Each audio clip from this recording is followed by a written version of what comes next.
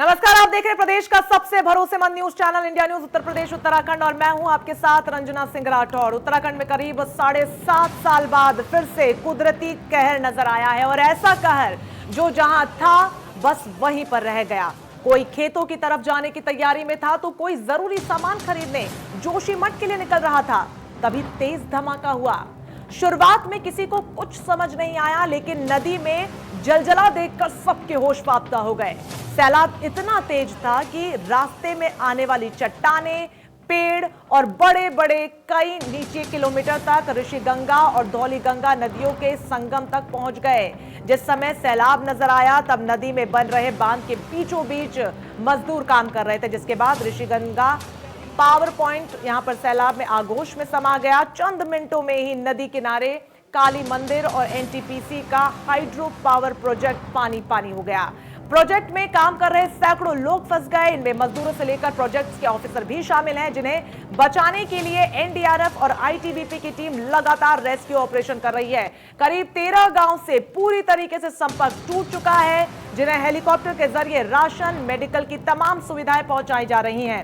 इस तबाही के बाद पूरे उत्तराखंड समेत उत्तर प्रदेश में अलर्ट जारी कर दिया गया है, लेकिन इतनी बड़ी तबाही के पीछे की वजह क्या है, हर किसी के जहन में बस यही सवाल उठ रहा है।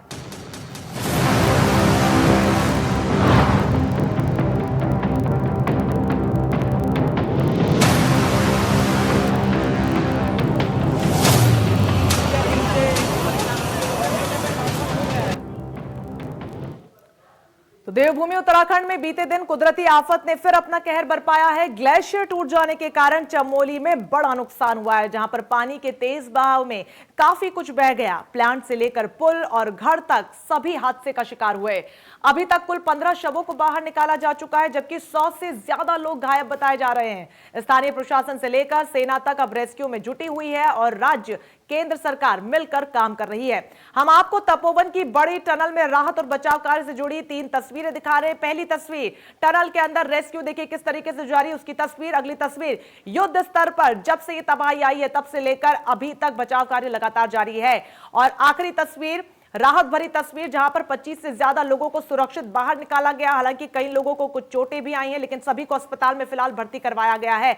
तो ये दिन भर की बड़ी तस्वीरें आपको दिखा रहे हैं, जहां पर कुदरत के खिलवाड़ के बाद रक्षक किस तरीके से सेवा करते हैं देश की, जब भी जरूरत होती है उसकी बांध गई ये बड़ी तस्वीरें, जहां पर न सिर्फ पुलिस प्रशासन बल्कि एनडीआरएफ, एसडीआरएफ, आईटीबीपी के तमाम जवान वहां पर तैनात है और जेसीबी की मदद से मलबा हटाया जा रहा है और तपोवन की टनल के जरिए लोगों को सुरक्षित बाहर निकालने की कोशिश की जा रही है। हालांकि संभावना जताई जा रही है कि सैकड़ों की तादाद में लोग अभी भी टनल के जो मलबा है उसके अंदर फंसे हो सकते हैं।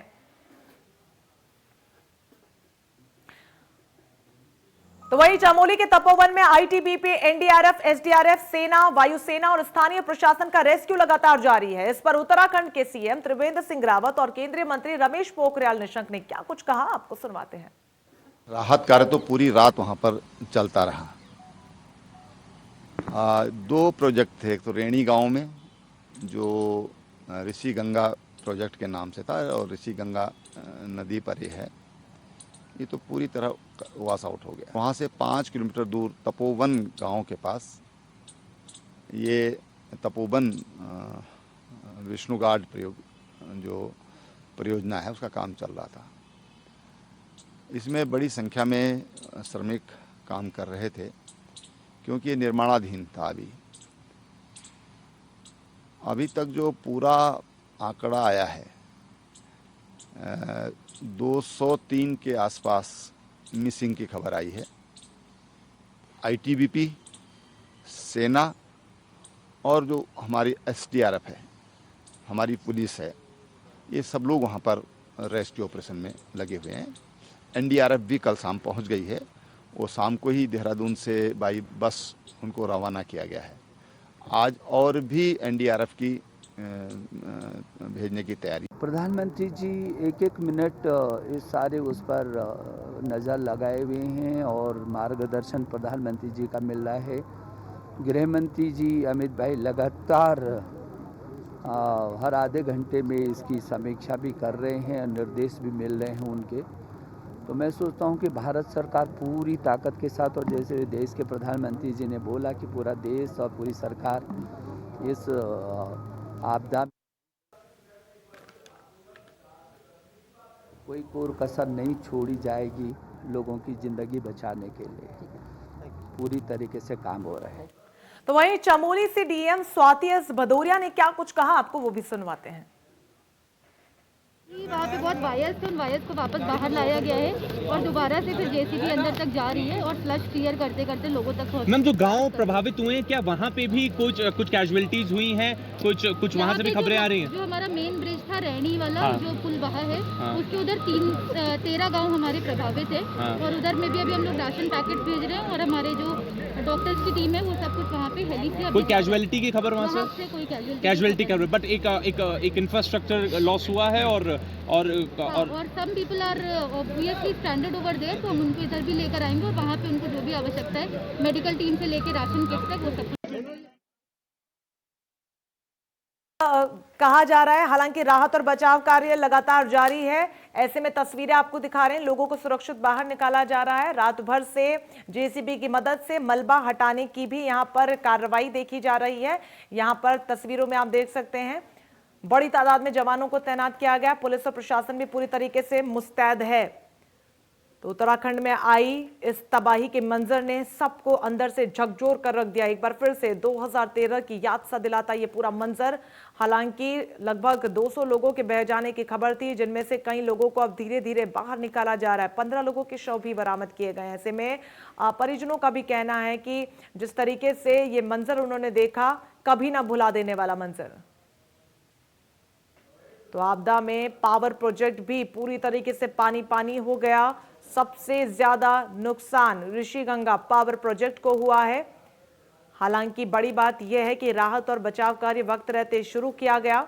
तस्वीरें भी आपको दिखा रहे हैं जहां पर बचाव कार्य अभी भी जारी है। जेसीबी की मदद से मलबा हटाने की कार्रवाई जारी है। हालांकि खबर सामने आ रही है कि मलबे में कई लोगों के फंसे होने की अभी भी संभावनाएं हैं। 25 लोगों को हालांकि टनल के जरिए सुरक्षित बाहर निकाला गया है, लेकिन अभी भी कई लोग जो मलबे में फंसे हो सकते हैं, उनको लेकर संभावना जताई जा रही है। कुदरत से खिलवाड़ की ये बड़ी सजा, या फिर जिस तरीके से उत्तराखंड के वासियों को लगातार इस तरीके की तस्वीरों का, घटनाओं का सामना करना पड़ता है, ये अपने आप में बेहद मुश्किल। फिलहाल तस्वीरें आपको दिखा रहे हैं जहां पर तपोवन में टनल के जरिए लोगों को बाहर निकालने की कोशिश की जा रही है। राहत और बचाव कार्य अभी भी जारी है। तो उत्तराखंड में आई इस तबाही ने सभी को अंदर से हिलाकर रख दिया। जहां पर तस्वीरें भी लगातार आपको दिखा रहे हैं, राहत और बचाव कार्य अभी भी जारी है। एक एक कर लोगों को बाहर निकाला जा रहा है। 25 लोगों को आपको बता दें फिलहाल सुरक्षित बाहर निकाल लिया गया है। तो वहीं 15 से ज्यादा लोगों के शव भी बरामद किए गए हैं। 6 लोगों के गंभीर रूप से जख्मी होने की खबर सामने आ रही है, जिन्हें फिलहाल अस्पताल में भर्ती करवाया गया है। तो तपोवन की सुरंग में जिंदगी बचाने की जंग लगातार जारी है। रेस्क्यू जो टीम है वो 100 मीटर अंदर तक पहुंच चुकी है और लगातार लोगों को बाहर निकालने की कार्रवाई भी जारी है। कई लोगों को बाहर सुरक्षित निकाल लिया गया है। कई लोगों को मामूली चोटें आई हैं, तो कई लोग गंभीर रूप से जख्मी भी हैं, जिन्हें फिलहाल अस्पताल में भर्ती करवाया जा रहा है। तो यहाँ पर एसडीआरएफ, एनडीआरएफ की तमाम टीमें, आईटीबीपी के जवान, जिला प्रशासन सभी रेस्क्यू ऑपरेशन में जुटे हुए हैं।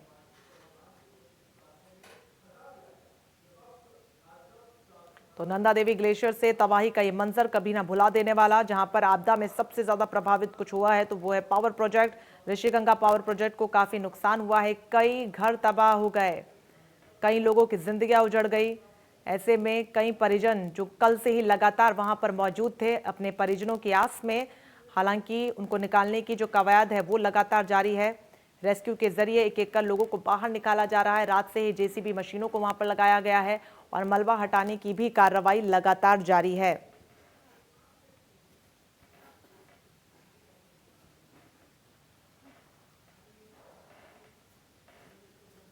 तो उत्तराखंड में आई इस बड़ी तबाही का मंजर और उसके बाद की तस्वीरें। हालांकि ट्रैक पर एक बार फिर से जिंदगी लाने की कोशिश पूरी की जा रही है। बड़ी तादाद में जवानों को तैनात किया गया है। लोगों को वहां से हटाया गया, सुरक्षित स्थान पर पहुंचाया गया।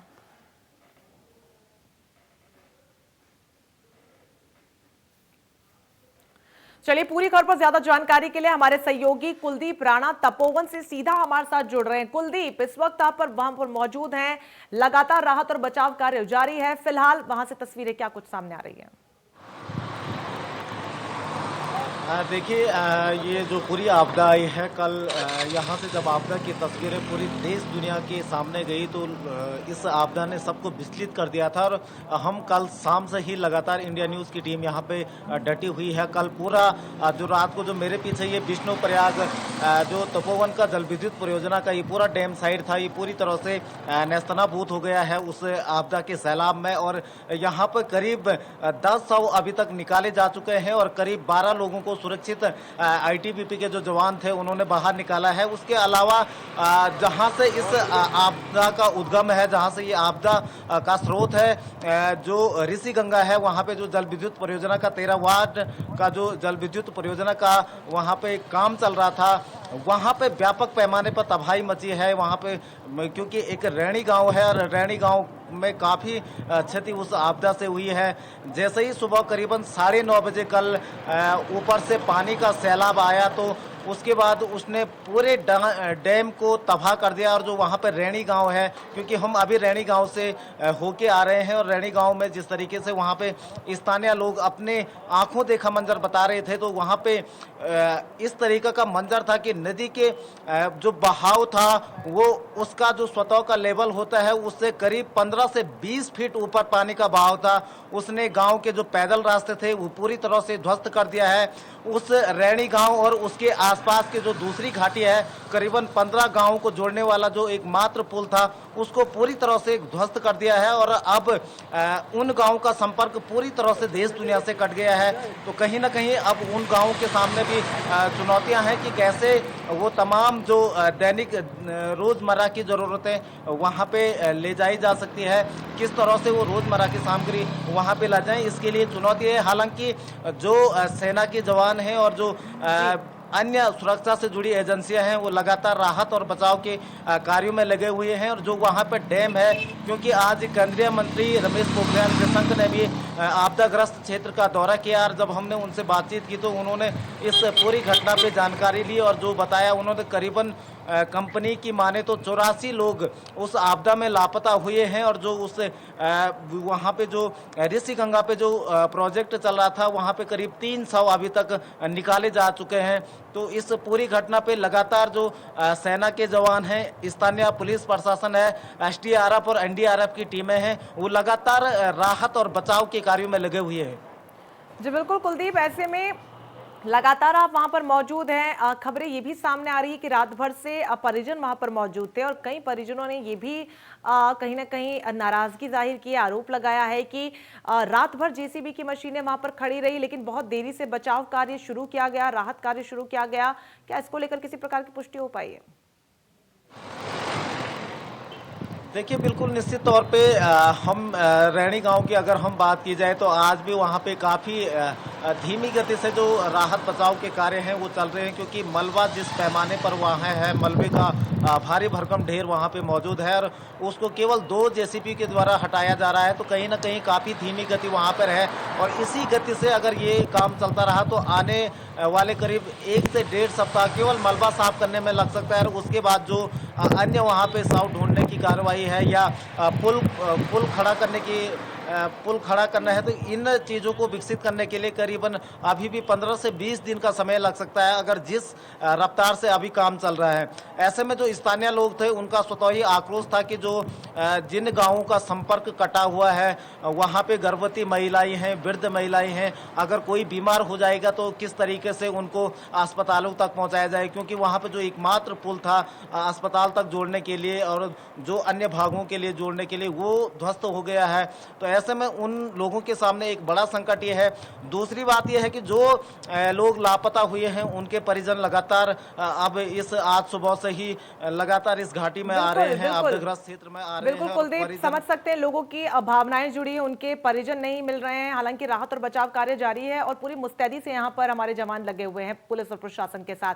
आपको बीच में रोकना चाहूंगी, डॉक्टर अनिल जोशी जी हैं, पर्यावरण विशेषज्ञ हैं, हमारे साथ जुड़ गए हैं। सर बहुत स्वागत है आपका इंडिया न्यूज उत्तर प्रदेश उत्तराखंड पर। आपसे जानना चाहूंगी, जिस तरीके से उत्तराखंड में लगातार छोटी से लेके बड़े स्तर की त्रासदी आती रहती है, फिर चाहे वो 2013 का मंजर हो या फिर कहीं पर ग्लेशियर टूट जाना, जैसे कि कल की तस्वीरें हमने देखी, कहीं पर चट्टान का गिर जाना, किस तरीके से देखा जाए, खास तौर पर एक पर्यावरण विशेषज्ञ के तौर पर आपसे जानना चाहूं तो। पहली बार सवाल तो ये पैदा होता है कि जब ये राज्य बना था तो हमने सशर्त ये बातें भी सोची थी कि राज्य की संवेदनशीलता को दरकिनार इसलिए नहीं किया जा सकता, और वो मांग का हिस्सा भी था हमारा। वो इस रूप में था कि यहाँ की संवेदनशीलता, वल्नरेबिलिटी बड़े फैक्टर थे, और इसमें विकास के वो तमाम मापदंड और जो ढांचागत विकास की कल्पनाएं हम अन्य राज्यों में मैदानी लोगों के लिए करते थे, वो हमारे बीच में नहीं थे, और यही कारण थे कि हमने राज्य की मांग को एक प्रमुखता से रखा। अब सवाल ये पैदा होता है कि 2 दशकों में भी लगातार जो घटनाएं हमारे बीच में आती चली गई, लेकिन उसी कर्ज में इन सब के बावजूद भी हमने अपने जो भी ढांचागत विकास किया या बांधों की कतार खड़ी करने की कोशिश की, वो कहीं ये दर्शाता साफ था कि हम इसके प्रति बड़े गंभीर नहीं है।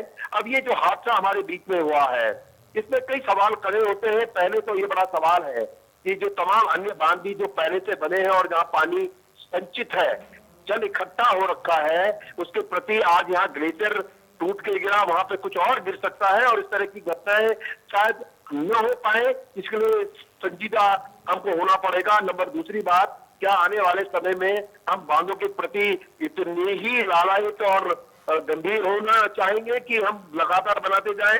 और तीसरा बड़ा सवाल ये है कि उत्तराखंड की जल संपदा को मात्र बांधों से मत मापिए और नापिए, जरूरत इस बात की भी है कि आखिर उत्तराखंड कितने बांधों को अपनी छाती में झेल सकता है, ये बड़ा सवाल है। क्योंकि प्रकृति को ना समझने की, क्योंकि हमने तमाम तरह के विज्ञानों को समझा है, लेकिन हम प्रकृति को नहीं समझ पाए हैं। ये ही बड़ा कारण है कि आप ऋषि गंगा में, जो कि नंदा देवी बायोस्फीयर है, जहाँ तमाम तरह की गतिविधियां बंद हैं, गांव के लोगों को लकड़ी घास छूने के लिए मना कर दिया जाता है, वहीं पर अगर एक बांध बनता है तो ये जो हमारी परस्पर विरोधी नीतियां हैं, ये कई सवाल खड़े करती है। और मुझे लगता है कि ये जो हादसा हुआ, ये बड़ा भी हो सकता था आने वाले समय में, लेकिन अगर आज हमसे सीख गए तो शायद आने वाले समय में कुछ अपनी रणनीतियां तैयार कर पाएंगे, वरना निश्चित रूप से आने वाले समय में हम एक बड़े संकट की ओर अपने आप को ले जा रहे हैं। जी ठीक है। इस बीच प्रोफेसर एसपी साथी भूवैज्ञानिक ये भी हमारे साथ जुड़ गए। सर, बहुत स्वागत है आपका। जैसा कि अनिल जोशी जी को आप सुन पा रहे थे, उन्होंने कहा कि उत्तराखंड एक संवेदनशील राज्य है, सेंसिटिव इलाका है, ऐसे में विज्ञान को तो हमने बखूबी समझा और धरातल पर उसको लागू भी किया, लेकिन प्रकृति को हम कहीं ना कहीं समझना भूल गए हैं। ऐसे में एक भूवैज्ञानिक होने के तौर पर जिस तरीके से उत्तराखंड में बार बार वो मंजर देखने को मिलता है, किस तरीके से इसको समझा जाए?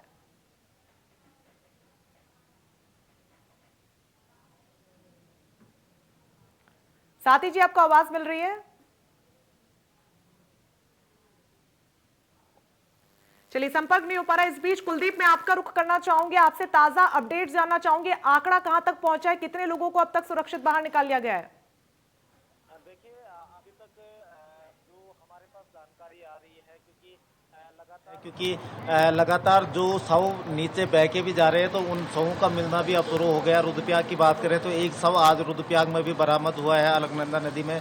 तो स्वाभाविक है कि इसी बाढ़ में बह के जो लोग गए थे, उन्हीं में से किसी का ये शव होगा। तो इस तरह से लगातार शव अब मिलने शुरू हो गए हैं, और करीब 13 शव अभी तक निकाले जा चुके हैं। और हालांकि उनकी पहचान नहीं हो पाई है, शिनाख्त अभी तक नहीं हो पाई है, लेकिन 13 शव निकाले जा चुके हैं। और अभी भी करीब 150 से 200 लोगों के इस आपदा में लापता होने की खबर अभी भी, हालांकि इसकी अभी आधिकारिक पुष्टि नहीं हो पाई कि कुल कितने लोग इस आपदा की भेंट चढ़े हैं, कितने लोग इस आपदा में लापता हुए हैं। कल एनडीआरएफ और जो बंगाल की जो सेना की बटालियन है यहाँ पे, उन्होंने सकुशल बाहर निकाला है। तो कहीं ना कहीं अब युद्ध स्तर पे इस कार्रवाई को अंजाम दिया जा रहा है। और एक बड़ी बात यह है कि क्योंकि जैसे जैसे समय बीतता जाएगा, तो वैसे वैसे जो लोग अभी लापता चल रहे हैं, उनके जिंदा होने की उम्मीदें भी कम होती जाएगी। तो इस तरीके से, क्योंकि काफ़ी समय हो गया है, करीबन 24 घंटे से ज़्यादा का अब आपदा को घटित होने का समय हो गया है, तो ऐसे में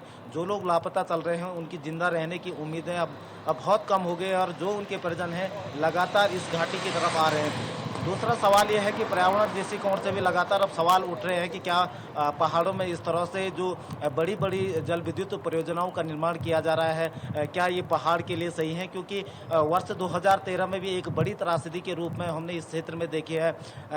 चौराबाड़ी ताल से जिस तरीके से बाढ़ का जो सैलाब आया था, उसने पूरे निचले इलाकों को एक व्यापक तबाही वहाँ पे मचाई थी।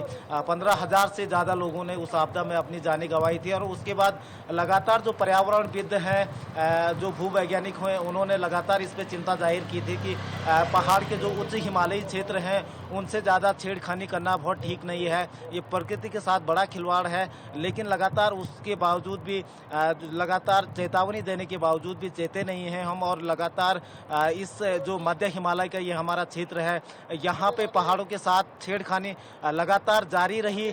यहाँ पे लगातार बांध विद्युत परियोजनाओं का निर्माण होता रहा। और जो उच्च हिमालयी जो बहुत ही संवेदनशील ये जोन माना जाता है इसको, और इस संवेदनशील जोन में लगातार जो विस्फोटकों का प्रयोग होता रहा, भारी भरकम मशीनरी का प्रयोग होता रहा, तो कहीं ना कहीं जो उच्च हिमालयी क्षेत्रों में ग्लेशियर है, ग्लोबल वार्मिंग का ये असर देखने को मिला है। लगातार जो ग्लेशियर टूट रहे हैं और उसी के कारण इन आपदाओं का जन्म हो रहा है। और इसका कहीं ना कहीं जो खामियाजा पहाड़ के वासियों को भुगतना पड़ रहा है। हालांकि जो उत्तराखंड राज्य की मूल अवधारणा में थे, जल जंगल जमीन, इनके जरिए ही यहाँ का रोजगार जोड़ा जाना चाहिए था, उन पर अभी तक कुछ भी काम नहीं हो पाया है। लगातार इस तरह के सवाल स्थानीय लोग उठा रहे हैं।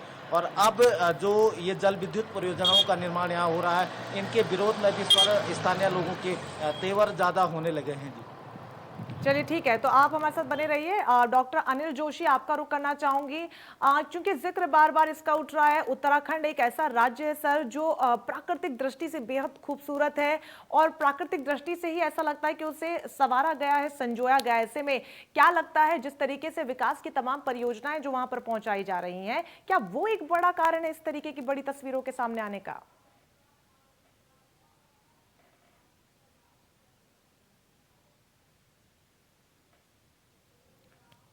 जोशी जी, आपको आवाज मिल रही है? चलिए, उनसे संपर्क टूट गया। इस बीच एक बार फिर से कुलदीप, आप ही का रुख करना चाहूंगी। बड़ी खबर यह भी सामने आई कि इस बड़े मंजर की जो तस्वीरें सामने आई हैं, इस तबाही से सबसे ज्यादा नुकसान अगर किसी को हुआ है तो ऋषिगंगा प्रोजेक्ट को हुआ है। इसके अलावा क्या कुछ अपडेट मिल रही है नुकसान के लिहाज से?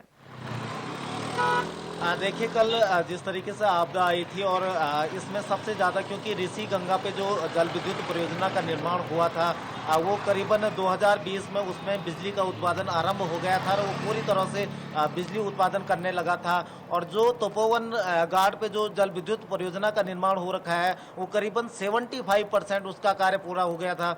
लेकिन कल की बाढ़ ने पूरी दोनों की दोनों जल विद्युत परियोजनाओं को नेस्तनाबूद कर दिया है, पूरी तरह से तबाह हो गए हैं। और खुद उत्तराखंड के मुख्यमंत्री ने भी इस क्षेत्र का जायजा लिया है, और उन्होंने भी ये सब चीज़ों का जायजा लेकर देखा है कि वास्तव में इस सारी जो परियोजनाएं यहाँ पे निर्माणाधीन थी और जिनका उत्पादन जहाँ पर शुरू हो गया था, वो दोनों की दोनों परियोजनाएं पूरी तरह से ध्वस्त हो गई हैं। ऐसे में कहा जा सकता है कि तो यहाँ पर एक के बाद एक लगातार आंकड़े सामने आ रहे हैं, लेकिन अच्छी बात यह है कि राहत और बचाव कार्य लगातार जारी है और बड़ी तादाद में लोगों को सुरक्षित भी बाहर निकाला जा रहा है। अनिल जोशी जी, आपका बहुत शुक्रिया। एसपी साथी जी, आपका भी बहुत शुक्रिया। कुलदीप राणा, आपका भी बहुत शुक्रिया तमाम जानकारी के लिए। तो इसी के साथ फिलहाल के लिए मेरे साथ बस इतना ही। लगातार बड़ी खबरों के लिए बने रहिए हमारे साथ। नमस्कार।